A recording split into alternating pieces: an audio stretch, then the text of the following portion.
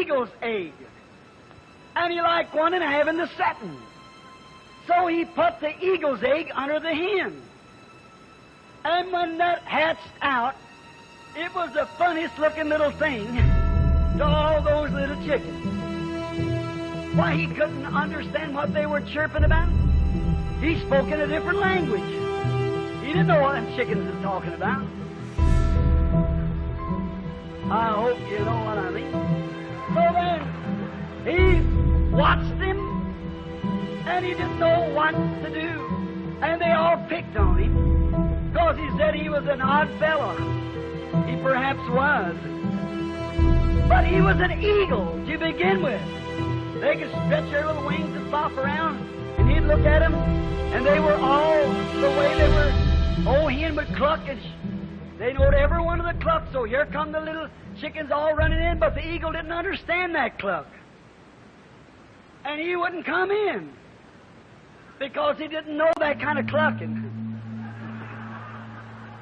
I'm not going to say much, but I hope you know what I'm talking of.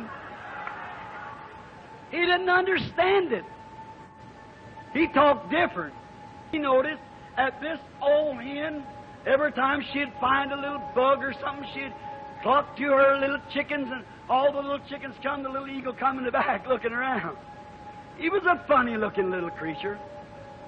But you know, one day she happened to be out in the barnyard feeding, and the old mother eagle happened to fly by. And as she flew by, her great shadow swept over the top of the barnyard. She looked down, and she seen her own. He knows his own. And she screamed to him. And when she did, the little fellow turned his head and began to look upward. That's the way you ought to been looking all the time.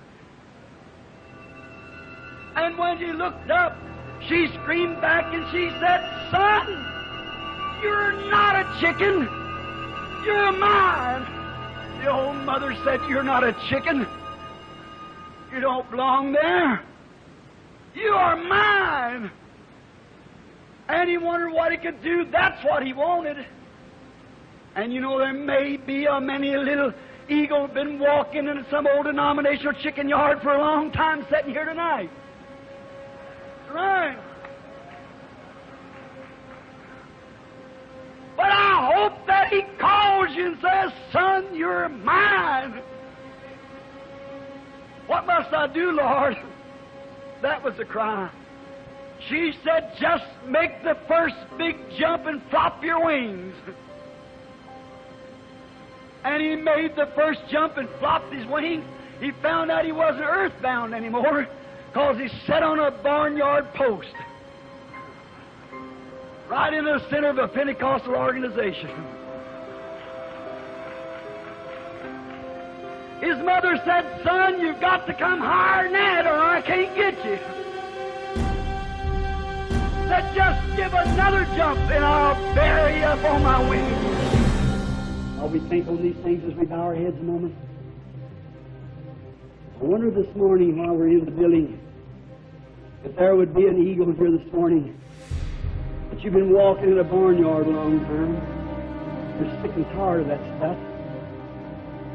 Just pretending to be a Christian, living a haphazard life.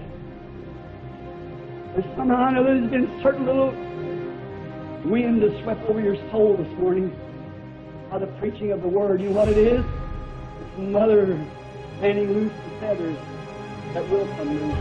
The little things of the world that you've been holding on to as kept you from being a real Christian. That little doubt, that little fear, that little bunch of worldlyism that you're hanging on to, that little party that you're running around with. And let that wind flush all them feathers away from you this morning. And then come to the Father's house. He's ready to carry you up today.